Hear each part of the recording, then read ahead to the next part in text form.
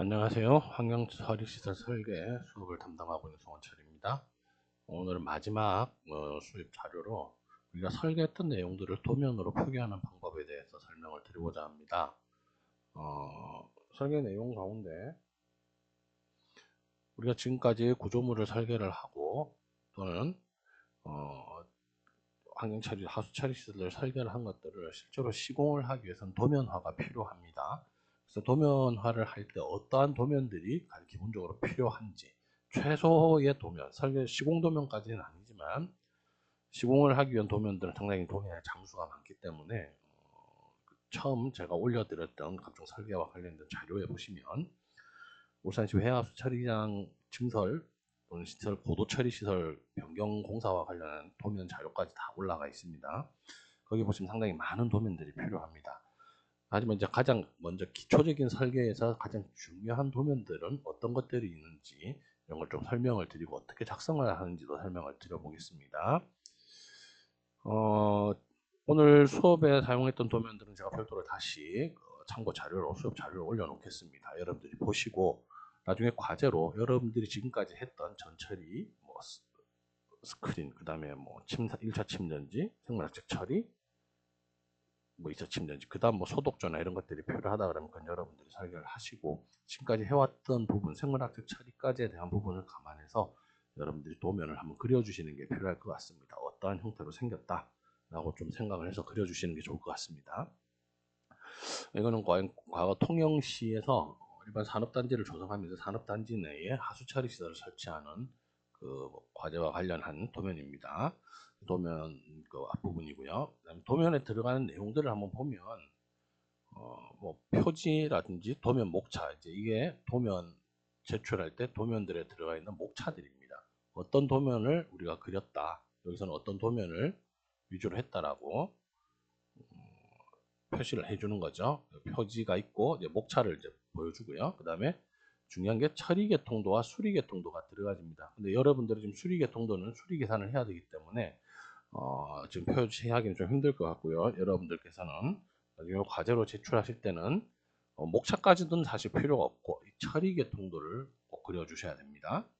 그 다음에 레이아웃, 전체적인 배치도라든지 부지의 그 부지 중에서 어떻게 배치가 되어 있다라는 레이아웃, 외형도죠, 쉽게 얘기하면. 그리고 구조물의 상부 평면도, 처리계통도와 레이아웃과 상부 평면도 이런 것들이 필요하고요. 그리고 큰 하수 처리 시설이라든지 광급 처리 시설을 설계를 하는 경우에는 가장 좋은 게 슬리브라고 되어 있는데 이게 뭐냐면 벽을 통과하는 배관들이라고 보시면 돼요. 벽을 통과하는 배관들의 위치와 크기를 정해놓은 도면들입니다. 그래서 우리는 슬리브 위치도까지는 뭐 지금 현재는 고려하지 않겠습니다. 뭐 어떤 구조물의 상세도들, 장비에 대한 일람표와 장비 배치도도 역시 들어가집니다. 왜냐하면 이 장비를 배치해서 배관이라든지 이런 것들의 흐름에 따라서 그 배관이나 건물의 폭이라든지 사람의 동선이나 이런 것들을 같이 표현해 줄 수 있기 때문에 장비 배치도가 들어가고요. 구조물의 단면도가 들어가겠죠. 평면도를 그리고 나면 구조물의 단면을 알아야 실제로 그 구조물을 구현할 수 있기 때문에 단면도가 들어가집니다. 그래서 우리가 이 단면도는 좀 중요하게 생각을 하고요. 그다음에 최근에 하수 처리장들이라든지 이런 것들을 보게 되면 지하 2층 구조로 구성이 되어져 있습니다. 대체적으로. 그래서 지상에는 관리동, 사무동들이 들어가거나 아니면 이제 체육시설들이 들어가 있고요. 지하 1층에 기계류들이 보통 포진을 합니다. 기계류와 각종 제어시설 이런 것들이 이제 지하 1층에 포진을 하고요.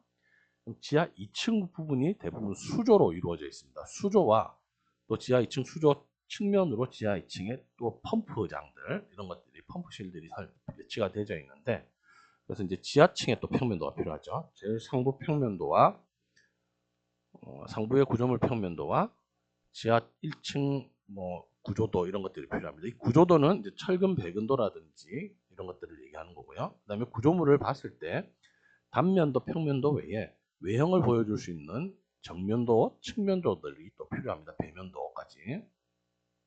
그다음에 주단면도 상세도 이런 것들이 필요하고요. 이건 이제 구조 해석을 하는 부분이에요. 여러분들이 구조 해석까지 지금 하기는 어렵기 때문에 이런 것들은 삭제를 하도록 하겠습니다. 그다음에 이제 뭐 기계 같은 경우에는 기계들을 놓을 때 뭐 콘크리트 구조물에 바로 놓는 게 아니라 그 구조물 위에 또 기계가 놓일 수 있는 기계 패드라는 걸 설치를 합니다. 그래서 기계류들 패드 상세도 이런 것들이 들어가고요. 이 패드 안에 철근이 얼마 간격으로 얼마만큼 들어간다 이런 것들이 들어가고요. 건축물이 필요하면 건축물에 또 정면도, 측면도 이런 것들이 들어갑니다. 배관 상세도가 들어가죠. 배관 상세도라고 해서 배관이 어떻게 몇 메다 구경으로 어떻게 올라가서 꺾이고 하는 것들을 표현해 준다고 보시면 됩니다. 그다음에 전기, 배관들에 대한 도면들이 필요하고요. 상세도가. 그다음에 침전조 같은 경우에는 좀 도면을 상세하게 그려줄 필요가 있기 때문에 거기에 들어가는 처리 시설들의 어떤 세부 도면들 이런 것들도 들어가고요. 그 다음에 하수 처리장이나 이런 곳에 가게 되면 이 시설은 어떤 시설이라고 설명을 간단하게 하는 도면들이라든지 설명하는 입간판들이 있습니다. 그래서 입간판의 규격도 일반적으로 통일을 시키죠. 어떻게 제작을 한다 해서 상세한 규격까지 통일을 시키고요. 전기 기계가 들어가게 되면 전기 설비들도 역시 들어가게 됩니다. 그래서 전기 배선도 전기선은 얼마만한 굵기의 전기선을 사용을 해야 되고 그 규격은 어떻다 그리고 시공 방법은 어떻다 이런 것들을 표현을 해주고요. 또 지하에 보통 구성을 하거나 아니면 건축물로 덮여 있는 형태이기 때문에 조명등이 필요하겠죠. 안전을 위해서. 그래서 조명등의 배치도도 필요하고요. 그다음에 하수 처리 시설 같은 경우에는 슬러지를 처리하는 슬러지 처리 시설이나 또 집수도 쪽에서 유량조정조 쪽에서 좀 악취가 발생할 가능성이 많습니다.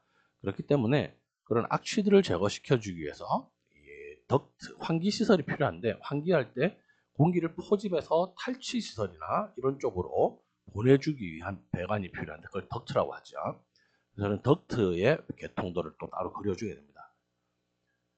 그리고 이제 탈취 설비 같은 경우 또 탈취 설비의 플로우시트라든지 개통도라든지 기계 배치도 이런 것들을 그려주게 되는 거죠. 이제 그런 걸 정리를 해서 이렇게 목차를 만듭니다.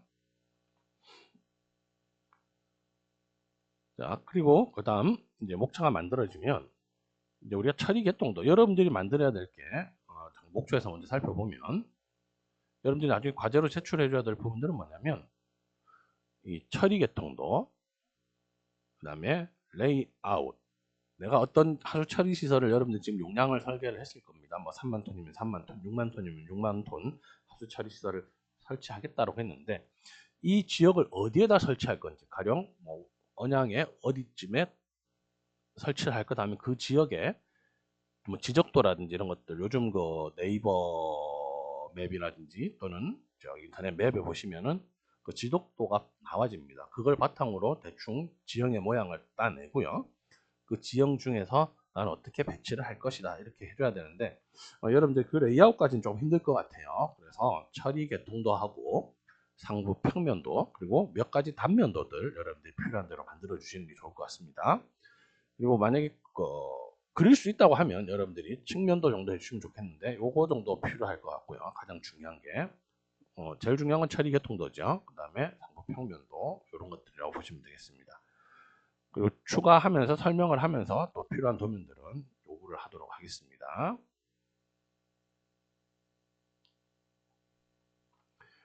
처리 개통도라고 하는 건 처리 공정을 그림으로 표시를 해 놓은 것이라고 보시면 돼요. 먼저 하수가 들어오죠. 하수가 들어오면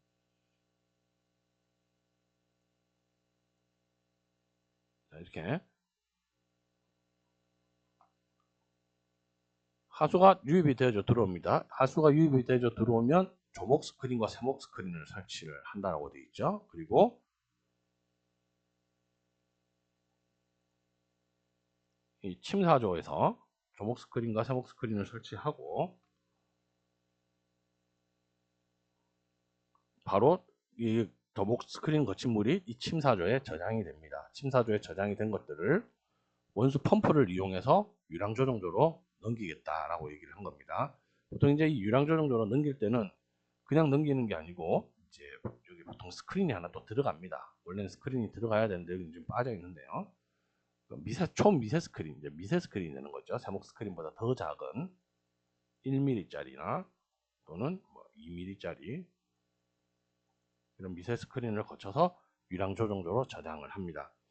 그리고 유량 조정조에서 이제 처리된 물의 침전물들이 퇴적되지 않도록 교반기를 여기서는 설치를 했습니다. 교반기를 설치하거나 아니면 산기장을 넣어서 공기를 공급해주는 설비들을 설치를 하기도 하죠.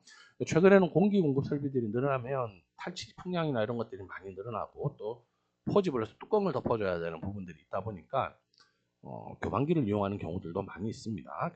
이유는 많이 있고요. 그래서 침사조 다음에 유량 조정조를 두었다. 그 다음에 이제 생물학적 처리로 넘어가는 거죠. 생물학적 처리로 넘어가는데, 자, 여기가 이제 생물학적 처리가 됩니다. 무산소조에서부터 호기조까지 생물학적 처리다 라고 지금 규정을 해놨죠. 처리를 하는데, 자, 보시면, 자, 침사조에서 이 처리 계통도에 들어가는 게 뭡니까? 각 조들이 일단 다 표시가 되죠. 자, 유입수부터 소독조까지만 일단 표시를 하겠습니다. 표시를 하면, 물 흐름을 일단 표시를 해줍니다. 물이 들어와서 침사조에 거쳐서 펌프를 가지고 유량조정조로 넘기는구나. 자, 이게 왜 이렇게 되냐면 본 처리 시설보다 물이 도착하는 이쪽이 일반적으로 수위가 낮을 가능성이 많습니다. 가능성이 많기 때문에 펌핑을 해서 올려주겠다는 거죠. 그래서 펌프로 올려주면서 펌프의 배관은 80mm 배관을 이용하고 재질은 스테인리스다. 이렇게 지금 표시를 한 겁니다. SL 이렇게 표시되어 있는 것들은 배관경과 그 다음에 무엇을 이송하느냐, 슬러지를 이송한다. 그 다음에 재질은 스테인레스다. 이렇게 규정을 해주는 거죠. 요 구경까지는 여러분들이 하실 필요는 없습니다. 이걸 하시려고 그러면 이제 이건 플로우시트 플러스 P&ID라고 해서 파이프 앤 아이덴티피케이션이라고 해서 파이프 구경을 표시를 해주고 그 다음에 그 특성들과 기자재의 명칭들을 다 아이디를 넣어놓은 겁니다. 번호를 먹여놓은 거죠. 그래서 이렇게 해주는데 이렇게 하려면 사실 파이프 설계까지 여러분들이 다 하셔야 돼요. 근데 그렇게 하시기엔 좀 시간이 많이 걸리죠. 그걸 제가 조그만한 폐수 처리 시설을 하나 설계를 하더라도 파이프 구경까지 다 뽑으려고 그러면 저도 한 4일에서 5일 정도 붙들려서 일을 해야 되는 상황이기 때문에 거의 4일에서 5일을 거의 밤새면서 일을 해야 되기 때문에 여러분들이 요거까지는 하실 필요는 없고 그냥 물을 이렇게 보내준다라고 화살표로 표시만 해주시면 되겠습니다. 자, 여기서는 펌핑으로 이렇게 넘어간다고 해서 펌프를 놓고 화살표를 표시를 했죠. 그리고 여기 보시면은 이제 레벨 센서라고 표시를 해서 이 펌프가 무한정 돌아갈 수가 없죠. 수위가 낮으면 굳이 돌릴 이유가 없기 때문에 펌프가 꺼지고 켜지게 하게끔 위치를 센서를 설치했다라고 표시를 해놨습니다. 그다음 이제 유량 조정조에서 무산소조로 넘길 때는 역시 펌프로 이송을 한다고 되어 있죠. 원수 이송용 펌프를 가지고 이송을 한다.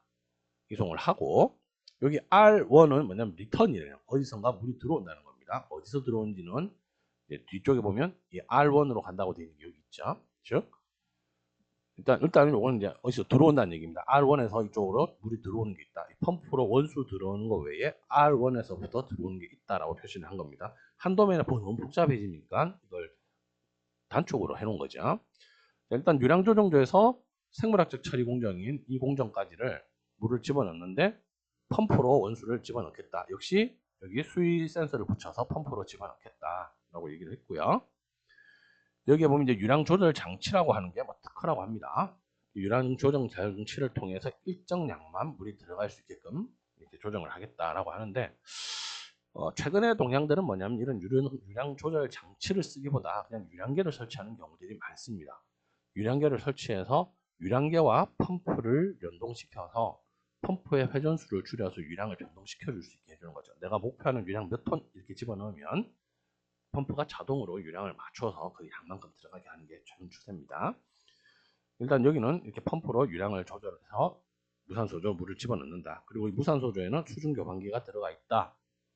그리고 무산소조의 상태를 확인하기 위해서 디오메타를 설치를 해서 무산소조의 용존산소 농도가 얼마인지를 체킹을 하겠다. 자, 이게 이제 무산소조가 정상적으로 작동을 하는지 확인하기 위해서 디오메타를 설치하기도 하고요. 보통은 무산소 조건에서는 디오메타만 설치를 하는 경우는 잘 없고요. ORP 메타라고 해서 산화하는 전위를 측정을 하는 전극을 설치를 합니다. 그래서 이 무산소 조건이 환원 조건이 완전히 만들어졌는지를 체킹을 하는 거죠. 왜냐하면 디오메타의 감도가 많이 떨어지기 때문에 오히려 이제 ORP가 훨씬 더 감도가 더 빠르기 때문에 적응하기 더 쉬운 편이죠. 그래서 디오메타의 디오가 높다는 얘기는 뭐겠습니까? 자, 여기는 무산소 혹입니다. 질소만 제거하는 공정이라고 보시면 되겠죠. 호기조에서 보시면 이제 일단 무산소에서 호기조로는 오버플로, 즉 구조물 위로 물이 넘쳐서 그냥 자연유화로 흘러가는 겁니다. 오버플로로 넘어간다. 자, 그럼 호기조에서는 이 무산소조에서 질소가 제거되고 다시 원수 중에 암모니아성 질소와 잔여 유기물을 제거를 하겠죠. 제거를 하는데 폭기가 일어나니까 여기 상기관이 설치가 되어 있습니다. 상기관이 설치가 되어 있고 여기 펌프가 두 개가 설치가 되어 있죠. 두 개가 이렇게 설치되어 있는데 하나는 뭐냐면 반송용 펌프입니다. 뭐 어디론가 갑니다. 지금 이게 반송용 펌프인데 이 공정은 화학적 인 제거 공정이 붙어 있습니다. 슬러지를 뽑아서 화학적으로 철을 석출하는 장치에서 철과 인을 침전 응집시켜서 가라앉히는 작용을 하는 펌프가 하나 있고요. 이거는 이제 이 특허 공정이기 때문에 그렇고요. 보통은 이제 생물학적 처리에서는 질소만 제거하는 공정 같으면 내부 반송 펌프를 가지고 내부 반송을 시키죠. 무산소조 쪽으로 무산소조로 반송을 시킵니다. 자, 무산소조로 반송을 시키고 그럼 여기서 질산화가 일어난 그 질산성 질소는 다시 무산소조에 와서 탈질을 시키게 되겠죠. 그리고 이 무산소조에는 역시 폭기조에는 폭기조의 DO를 적정하게 유지시켜주기 위해서 디오메타가 설치가 되고요. 그리고 MLSS 측정기라 그래서 미생물의 농도가 어느 정도인지 측정을 하는 측정기를 설치를 해서 미생물 농도를 적정하게 유지를 하고자 합니다. 상기관이 설치되어 있고요. 그리고 여기 폭기조에서는 이제 물은 침전조로 역시 자연유화로 들어가집니다. 오버플로 돼서 침전조로 들어와서 침전이 시켜지고 하부에는 슬러지가 모여지고 상부에 깨끗한 물만 원류해서 소독조로 이송을 하죠. 소독조로 이동이 되고 자, 이 소독조에서는 좀 UV 소독을 좀 하는 걸로 했습니다. 용량이 작기 때문에 이제 자외선을 상부에서 UV를 쏘아주는 형태의 UV 소독기로 지금 되어 있는 것 같습니다. UV 소독을 거친 다음에 소독조의 소독이 끝난 물은 다시 오버플로에서 유량계를 통해서 방류조로 해서 방류가 된다는 거죠. 자, 이렇게 물 흐름을 일단 표시를 했고요. 자, 물 흐름을 표시하는 게 기본적으로 플로우 시트입니다. 공정이 어떻게 구성되어져 있다라고 나타내는 게 플로우 시트고요. 그 다음에 여기에 추가로 지금 뭐가 들어갔냐면 여기 들어가는 기자재들이 플로우 시트에도 표현이 됩니다. 여기서는 이제 P&ID 타입을 따랐기 때문에 배관의 구경까지도 표시를 했습니다. 자, 여기 들어가는 기계류들을 보시면 원수 이송 펌프, 교반기, 뭐 펌프, 산기관 이런 게 있고 인제거 설비 여기 있고요. 그다음에 침전지에는 보면 침전지에서도 펌프가 들어가죠. 하나는 뭐냐면 슬러지를 반송해 주는 거죠. 미생물 농도를 일정하게 유지시켜 주기 위해서 슬러지가 이렇게 반송이 됩니다라고 펌프에 하나가 설치가 되어 있고요. 또 하나는 뭐냐면 잉여 슬러지를 빼줘야 되겠죠. 그래서 잉여 슬러지를 펌핑을 해서 슬러지 저류조로 보내주는 거 하나가 이렇게 되어져 있습니다. 물 흐름이 또 있는 거죠. 자, 그러면 이제 여기서 이제 기계류는 처리 시설에서 제일 중요한 기계는 송풍기입니다. 이제 공기, 특히 질산화가 일어나야 탈질이 일어나기 때문에 그래서 보시면은 이제 송풍기가 들어간다고 해서 송풍기를 설치를 했습니다. 송풍기와 이 송풍기에서 공기가 어디로 들어가냐면 호기조로 하나 들어왔고 또 어디로 들어갑니까? 호기조에서 슬러지를 저장하는 슬러지 저장조로 이렇게 공기가 들어가는 걸로 표시를 했죠. 자, 이렇게 표시를 돼 있고 물 흐름과 공기 흐름들을 다 표시를 해놓은 겁니다. 범례에 보시면 구경을 표시할 때 50의 2 직경, 배관의 직경, 그 다음에 유체의 종류, 그다음에 배관의 재질 이렇게 표시를 하게 되어 있습니다. 근데 이제 이렇게까지 하려고 그러면 이제 P&ID라고 해서 Pipe and Identification이라고 그랬죠. 이걸 만들어야 된다고 얘기를 했고요. 지금 우리는 P&ID이기 때문에 요거까지는 필요 없고 그냥 색깔로 구별만 해주면 돼요. 오수는 뭐 이렇게, 그다음에 반송은 이렇게, 공기는 이렇게 간다라고 표시를 해놓은 거죠. 그래서 플로우 시트라는 게 그려지게 됩니다. 플로우 시트라는 게 이렇게 그려지게 되고 여러분들이 P&ID까지는 하지 마시고 플로우 시트를 그려주시면 돼요. 간단하게 뭡니까? 먼저 내가 만든 조, 공정을 이렇게 먼저 표시를 해주죠. 조를 표시를 하고 물 흐름을 표시를 해줍니다. 이 물을 펌프로 보내게 되면 이런 식으로 표시를 하고 그냥 자연유화로 흘러가면 이렇게 표시를 해주면 되겠죠. 그리고 필요하면 송풍기가 만약에 뭐 나는 이걸 공기 교반을 하겠어 하면 송풍기를 여기다 또 표시를 하겠죠. 무슨 송풍기에서 공기를 묶어서 일로 집어넣는다 이렇게 표시를 해주면 되겠죠.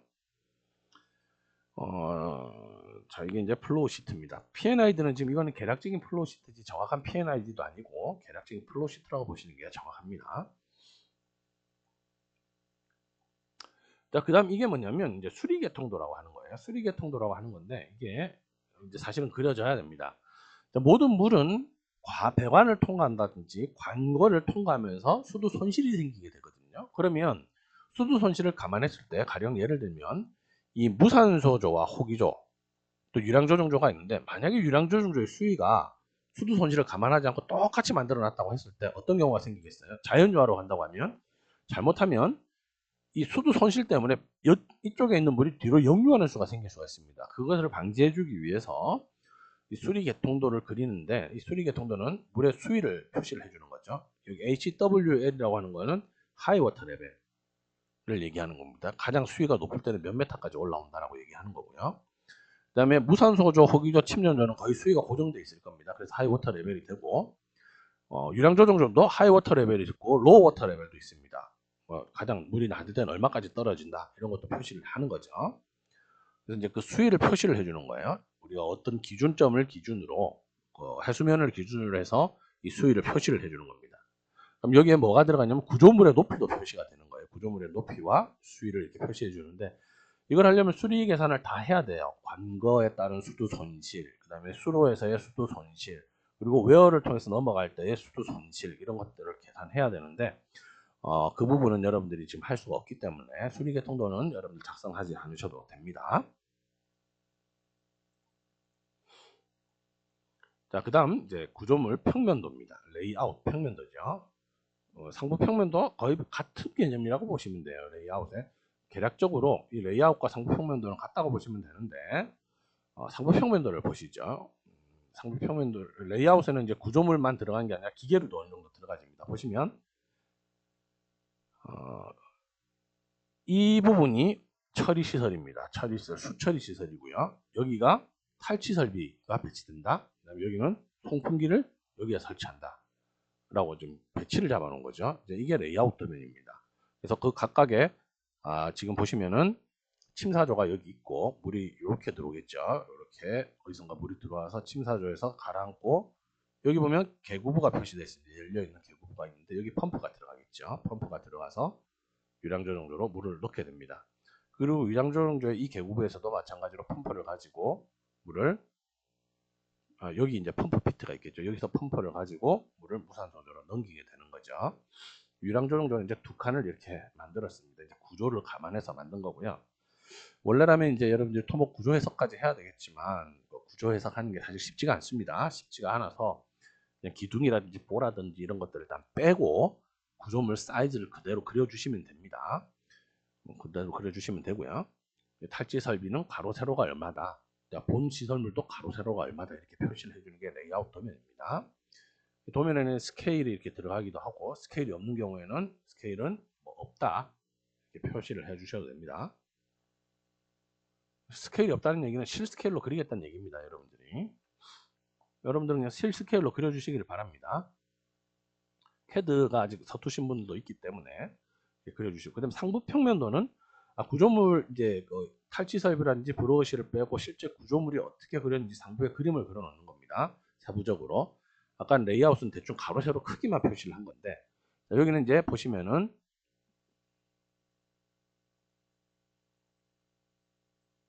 상부 평면도에 벽체 두께도 이렇게 표시가 되어 있고 이런 벽체는 300이고 침전조가 가로 세로가 5700 정도 되는구나 이렇게 표시가 되어 있죠.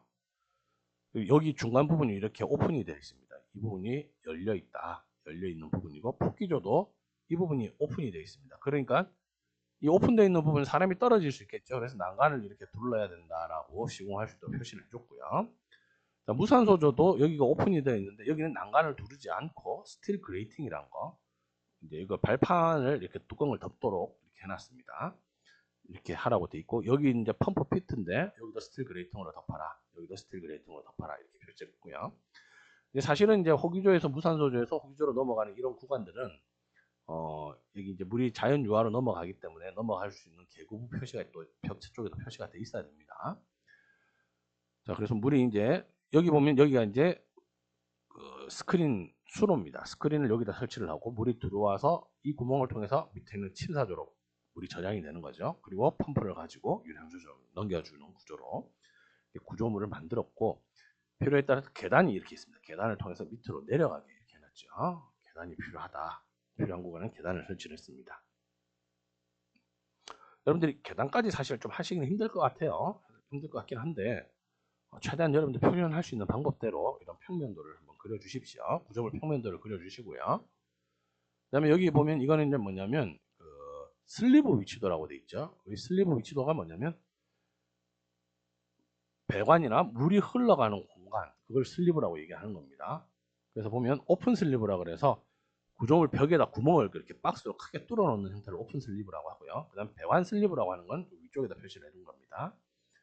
그래서 보면 이 슬리브를 보면 물이 어떻게 흘러가는지 알 수 있겠죠, 우리가. 슬리브에 보면 여기 600에 200짜리로 구멍을 뚫어야 된다. 침사조에서 유량 조정조로 이게 구멍을 조그맣게 하나 뚫어놨죠. 이게 뭐냐면 침사조가 물이 넘칠 수가 있죠. 잘못하면은 역류하면 안 되니까 이제 원류할 수 있도록, 원래 펌프를 가지고 넘기게 되어 있는데 원류가 가능하게 이렇게 설치해 놓은 겁니다. 그 다음에 유량 조정조에서 유량 조정조로도 역시 이제 원류하게끔 해놨고요. 그 다음에 무산소조로 유량 조정조에서 무산소조도 위쪽에 원류구가 있습니다. 원래는 펌프로 넘어가죠. 펌프로 무산소조를 넘겨주는데 혹시라도 물이 넘쳐버리는 수가 있겠죠. 넘치면 그냥 자연적으로 무산소조로 들어가게끔 이렇게 원료를 만들어 놓은 겁니다. 무산소조에서 호기조로는 상부로 원료한다고 그랬고요. 오버플로 한다고 그랬고, 호기조에서 호기조도 오버플로, 호기조에서 또 호기조도 오버플로 이렇게 표현했습니다. 여러분들이 하나 참고하셔야 될 거는 보통 우리가 반응기 공학에서 플러그 플루 흐름과 완전 혼합 흐름을 얘기를 하는데 성능, 처리 성능에 가장 좋은 거는 플러그 플루입니다. 단지 플러그 플루의 단점은 뭐냐면 독성 물질이 유입되어졌을 때 그 충격을 그대로 끝까지 가져가게 되는 단점이 있기 때문에 보통 하수 처리 시설은 다 완전 혼합 반응도를 설계를 하는데 처리 효율을 놓칠 수가 없죠. 그래서 폭기조 같은 경우를 좀 여러 개로 나눕니다. 한 3개 이상으로 나눠주면 플러그 플루와 유사한 성능을 나타낼 수 있기 때문에 폭기조를 보통 한 3칸 정도 이상으로 이렇게 구별을 많이 합니다. 자, 그래서 이제 구조물의 상부의 구멍들을 어떻게 뚫린다. 여기 이제 가로, 세로 규격들을 보통 표시해 놓습니다. 이게 오픈 슬리브 리스트에서 번호가 들어가고 가로, 세로, 그 다음에 높이는 어디에 위치되어 있다. 이렇게 표시가 됩니다. 그 다음에 배풀 상세도라 그래서 배풀이라는 게 있습니다. 이제 뭐냐면 이제 여기 펌프가 들어간다든지 오버플로가 침사조에서 오버플로가 들어오게 되면 이 물이 유량조정조 상부로 들어와서 완전히 혼합하는데 좀 차이가 있을 수 있기 때문에 상부로 오버플로 들어온 물을 하부로 유도시켜주기 위해서 이렇게 배풀 같은 경우를 두는 경우가 있습니다. 무산소조도 마찬가지죠. 유량조정조에서 물을 집어넣으면 무산소조의 교반기가 교반을 하지만 바로 수표면에 떨어질 경우에 물 흐름에 의해서 그냥 수표면을 통해서 호기조로 상부로 넘어가 버리는 경우가 생기겠죠. 이제 그런 걸 방지해주기 위해서 배풀이라는 걸 둬서 유로를 위로 들어가서 밑으로 흘러 만들어주는 그런 것들을 만들기도 합니다. 아주 큰 시설에서는 사실 큰 의미는 없어요. 용량이 아주 큰 이런 폭기조나 이런 데서는 큰 의미는 없는데 체류 시간이 짧은 이런 시설들 같은 경우 이런 것들이 아주 중요한 역할들을 합니다. 처리 효율에서 아주 이런 작은 것들 때문에 처리 효율에 차이가 나기도 하죠. 이런 도면도 있고요. 그 다음에 이제 기자재 목록들도 표시를 합니다. 내가 기계를 설계를 하면 뭐 펌프나 송풍기나 이런 것들의 규격과 수량을 전부 다, 그 다음에 재질 같은 걸 표시를 해주는 거죠. 이렇게 도면으로 만들어줍니다. 그 다음에 장비 배치도 이게 사실 중요해요. 여기 보시면은 이제 송풍기는 어차피 바깥에 아까 송풍기 실을 둔다고 했고요. 여기 보시면은 이제 펌프가 여기 들어간다. 무산소조 같은 경우는 여기 교반기가 들어간다. 유량조정조도 교반기가 들어가고 무산소조도 교반기가 들어가죠. 그럼 유량조정조에서 무산소조로 물을 집어넣을 때는 이렇게 펌프가 2대가 들어가서 교대로 물을 집어넣는다. 그 다음에 폭기조에서 이렇게 폭기를 거쳐서 호기조 거쳐서 또 다시 내부 반송을 하는데 내부 반송도 펌프가 2대죠. 항상 예비기가 붙어 있어서 한 대가 고장나면 한 대가 자동으로 돌아가고 또 이제 한 대를 24시간 못 돌리니까 한 대를 1시간 돌리면 다른 걸 1시간 돌리고 이렇게 교대로 기계가 돌아가게끔 하는 겁니다. 그다음 침전지에는 이렇게 스크래퍼가 이렇게 설치가 된다. 그다음 침전지 쪽에서 물을 빼내는 펌프가 슬러지를 빼내는 펌프가 있어서 여기서 물이 이렇게 해서 무산소조로 하나 가고 슬러지 저로 간다. 라고 표시가 되어 있고, 그 다음에 이제 수로를 통해서, 여기 오버플로를 통해서 수로로 물이 들어와서 소독을 거쳐서 이제 유량계를 거쳐서 나간다는 거죠. 자, 이렇게 기계들을 배치를 해 놓는 겁니다. 그리고 여기 약간 탈인 설비, 전기 분해를 이용한 탈인 설비도 기계가 여기 있다라고 표시를 한 거고요. 그다음에 산기관들도 어디에 위치되어 있다, 몇 개 정도 표시가 이렇게 되는 겁니다. 몇 개가 위치해 있다고 표시를 하는 겁니다. 산기관도 표시를 해줍니다. 그래서 이런 기계류를 배치를 해줍니다. 여러분들은 기계 배치도를 지금 그리긴 좀 어렵습니다. 그래서 기계 배치도는 일단 무시하시고 이런 것들이 있다는 걸 참고로만 알아주시면 좋겠습니다. 그리고 단면도를 그려주는데 단면도는 사실 시공을 하는 부분에서 제일 중요한 부분이죠. 단면을 가지고 평면과 단면을 가지고 기계를 설치를 하고 구조물을 만들기 때문에 아까 구조물의 오픈구가 어딘지도 이렇게 표시를 해주고요. 단면도를 최대한 그려주는데 이 단면도를 그릴 때 중요한 건 이 단면이 어디에 해당하는 단면이라는 게 필요해요. 어디에 해당하는 단면이라는 게 필요하기 때문에 사실은 이 AA 단면이 어딘지 모르죠. 우리가 지금 AA 단면이 어디냐 도대체 알 수가 없어요. AA 단면을. 그래서 여기 보시면은 이렇게 단면 표시를 해놨어요. A 단면, 이렇게 잘랐구나. 그 다음에 BB 단면은 이렇게 잘랐구나. CC 단면은 이렇게 잘랐구나. 구조물이 있으면 있는 걸 다 잘라 놓은 거죠. 그 다음에 여기서 이렇게 하나 잘랐고, 또 이렇게 잘랐고, 이렇게 자르고, 이렇게 자르고, 이렇게 잘랐다. 그래서 자른 단면 표시를 이렇게 해줬습니다. 이 단면 표시를 가지고 여러분들이 단면도를 그리는 겁니다. 단면도를 그리는데, 이제 이 단면도에 표시돼야 될 상황들은 보시면 이제 이런 겁니다.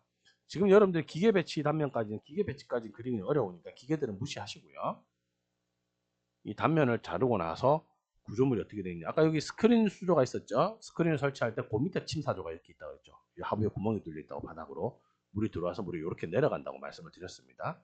그러니까 그런 구조물을 표시를 해주는 겁니다. 이렇게 표시를 하고, 그다음에 구조물에는 이제 우리가 보통 기초를 먼저 시공을 할 때 일반적으로 뭐 파일이나 이런 것들을 지질 조사에서 하는 거지만 일반 구조물 공사 부분에 대해서는 하부에 이렇게 잡석을 먼저 설치를 합니다. 잡석을 설치하고 버린 콘크리트를 설치를 하고요. 타설을 하고 메인 기초를 타설을 합니다. 기초를 타설을 하고 기초를 타설하고 난 다음에 기초 위에 구조물의 표시를 다시 한 다음에 구조물 벽체가 이제 올라가게 되는데 이 벽체를 바닥면과 이음할 때 물이 새는 부분이 생기게 되겠죠. 그래서 그것을 막아주기 위해서 이렇게 지수판이라는 걸 시공을 해줍니다.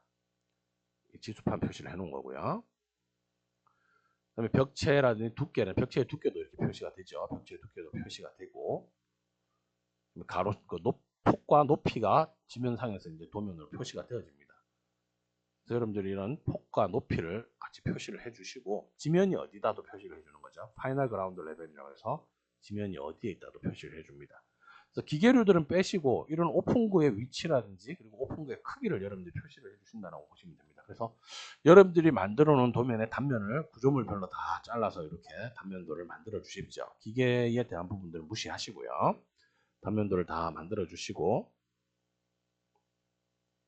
그다음에 구조도라 그래서 이제 1층 평면도가 또 따로 있죠. 1층 평면도는 건축물을 또 이제 씌우게 됩니다. 보통 이걸 노출을 안 시키기 때문에 건축물을 씌우게 되면 출입구도 표시를 해주고요. 이렇게 하는데 지금 여러분들은 건축물까지 할 수 있는 그게 아니기 때문에 이런 것들은 무시하시고 플로우 시트와 단면도, 그다음에 구조물 평면도 이 정도를 여러분들이 작성을 해서 주시면 좋겠습니다. 참고하시는 도면은 지금 업로드해 놓은 이 도면을 보시기를 바랍니다. 일단 그 도면 설명을 마저 드리면 각 구조물마다 이렇게 단면도가 다 들어가집니다. 단면도가 다 들어가지고요. 그 다음에 건물을 짓는다고 그랬죠. 건물을 짓는다고 그래서 건물에 대한 평면도를 만들었습니다. 그리고 1층에 구조도 이렇게 해서 이 구조도에는 뭐냐면 철근의 두께라든지 이런 것들이 표시가 되어집니다. 자, 우리 한번 보면 여기 지금 수치가 표시가 되어 있는데 철근의 간격과 그 다음에 철근의 두께가 표시가 되는 게 이제 구조도입니다. 지붕 평면도는 지붕이 어떻게 생겼는지를 표현해 주는데 이렇게 경사로 생겼다. 나중에 이제 보시면은 모양이 건물을 이렇게 만들었다는 얘기가 되는 겁니다. 건물을 이렇게 만들었고 정면에서 보면 이렇고 우측에서 보면 이렇게 생겼다. 뒷면은 정면과 거의 같겠죠. 요 좌측 도면도 비슷한 형태를 띌 겁니다. 띌 거고, 거기 이제 주 단면, 건축물의 단면을 이렇게 철골로 만드니까 철골의 구격이라든지 크기가 표시가 됩니다. 그리고 하부에 구조물이 이렇게 설치가 된다라고 표시를 해놓은 거죠. 구조물 옆으로 약간 통로를 만들기 위해서 더 이렇게 빼놓은 구조가 되는 겁니다. 여기는. 자, 그리고 이제 부러워실 상세도도 역시 건축물 도면이니까 이건 뭐 그렇게 중요하지 않아서 여러분들한테서는 이건 하실 필요가 없고요.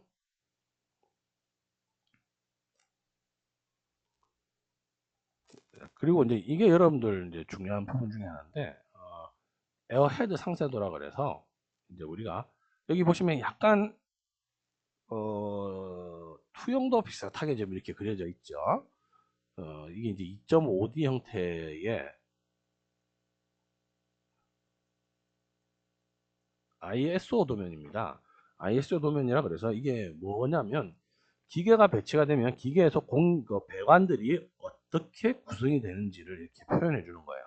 기계에서 수평으로 이렇게 배관이 나와서 두 개가 합체가 되고 합관을 해서 수평으로 뻗어 나와서 수직으로 올라간 다음에 다시 수평으로 와서 왼쪽으로 좌우로 꺾는 거죠. 여기서는 왼쪽으로 꺾었다. 꺾어서 다시 아래로 또 내려와 수평으로 다시 와서 좌우로 분기를 했다. 이렇게 표현이 되는 겁니다. 자, 이렇게 방향을 표시를 해주는 거고 여기에 따라서 그 수량이 산출이 돼요.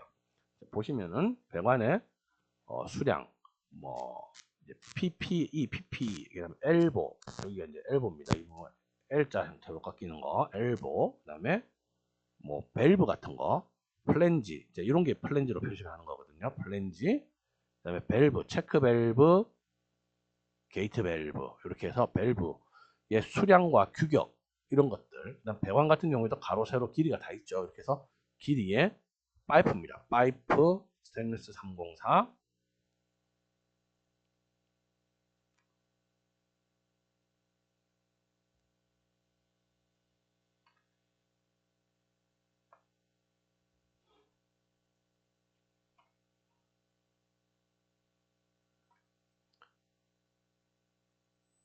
이제 이렇게 그려지는 걸 우리가 ISO 도면이라고 합니다. ISO 도면은 이 ISO 도면은 어떤 역할을 하냐면 실제로 들어가는 도면의 물량을 수량을 산출합니다. 외관 자재나 이런 것들의 수량 산출이 되고요. 그리고 또 하나는 시공 방법이 정확하게 표현이 되어져 있습니다. 시공법이. 자, 우리가 배관이나 이런 걸 연결할 때 보면 이제 이거는 정말 실무적인 내용들인데 송풍기에서 나오는 배관을 이렇게 플랜지로 접합을 해야 된다 하면 플랜지를 이렇게 표시를 해주는 거고요. 그다음에 밸브 같은 경우에도 보시면 구경이 작은 경우에는 우리가 스크류 타입, 나사 타입으로 이렇게 끼워서 쓰는 경우들도 있는데 그런 걸 쓰지 말고 플랜지 타입으로 된 밸브를 써야 된다라고 표시를 한 거고 엘보가 이렇게 표시가 되어 있죠. 엘보가 표시되어 있고 점을 끊어놨습니다. 그럼 여기 이 구간을 이렇게 두 개를 합관을 해라. 그리고 여기에 구경도 사실은 표시가 돼요. 여기에 아까처럼 뭐 80A에 에어에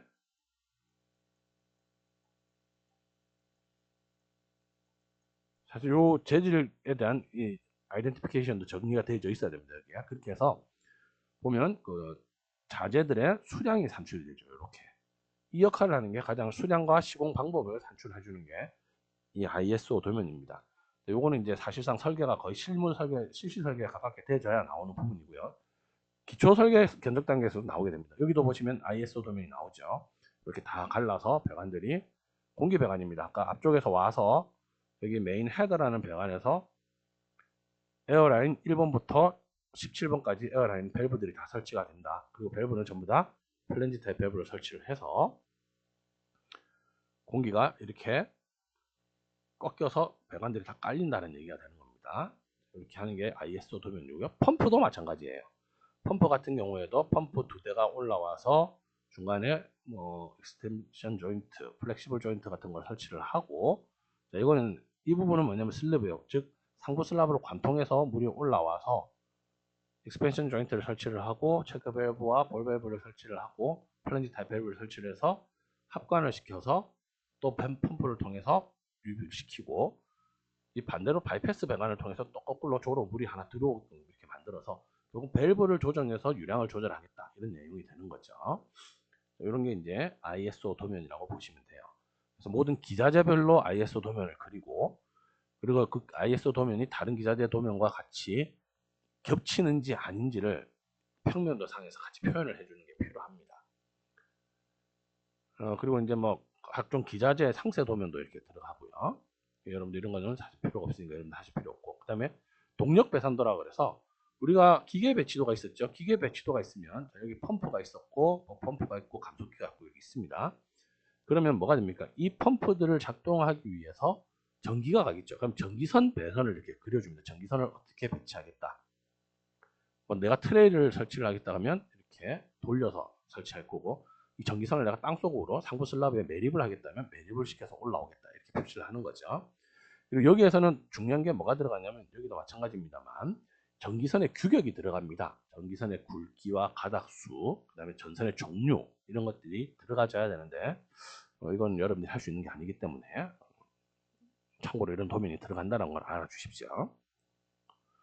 그다음에 이제 덕트, 아까 환기를 시켜야 된다 그랬죠. 지금 하수 처리장 전체를 건물로 뒤집어 씌웠지 않습니까? 건축물로 뒤집어 씌웠기 때문에 이 전체를 환기를 해주기 위해서 탈취 설비가 있었습니다. 레이아웃에 보면 탈취 설비가 있었죠. 그럼 여기서 포집되는 악취를 탈취 설비로 보내줘야 되는데, 그걸 포집하기 위한 설비가 바로 덕트입니다. 덕트인데 어디서 냄새가 가장 많이 나냐면 침사조, 유량조, 정조 이런 부분에 개구부 쪽에서 냄새가 많이 나겠죠. 그래서 밑에 덕트를 설치를 하고요. 그 다음에 마찬가지 개구부 쪽에서 가스를 다 포집할 수 있도록 이렇게 덕트들을 설치를 합니다. 그래서 이것들이 어디로 가면 탈취로 가게 되는 거죠. 그래서 덕트의 크기가 표시가 되어 있습니다. 그 덕트에 뭐 상세 도면도 들어가 있고요. 이런 식으로 도면들을 그려주는데, 다시 말씀드리면 여러분들은 시간이 내용들을 많이 설계를 하지 않았어요. 우리는 기껏 구조물 정도까지밖에 설계를 못했기 때문에 우선 처리 개통도라는 걸 먼저 그려주시고, 구조물의 상부 평면도를 그려주시고, 그 다음에 단면도 정도까지만 여러분들이 해주세요. 여러분들이 해주시고, 펌프라든지 송풍기는 여러분들이 그 규격을 알 수가 없잖아요. 사실 지금 용량만 설계를 했지 어느 정도 제품들의 사이즈라든지 이런 것들 선정을 여러분들이 안 했습니다. 용량까지만 선정을 했기 때문에 뭐 그런 것들은 버려두고 단면도, 필요한 단면도까지 여러분들이 그려서 해주시고, 벽체 두께는 얼마로 해야 되느냐, 내가 구조 해석을 안 했는데 일반적으로 우리가 하수 처리 시설을 기본 설계를 해서 공법 평가를 받을 때 내벽체 있습니다. 내벽체는 300mm 두께로 해주시고요. 그 다음에 외벽체, 외부 벽체, 즉 토양과 닿아 있는 외벽체는 400mm로 해주십시오. 여기도 그렇게 표시가 되어 있으니까 그렇게 해서 여러분들이 설계를 도면을 그려서 제출해 주시면 좋겠습니다. 감사합니다.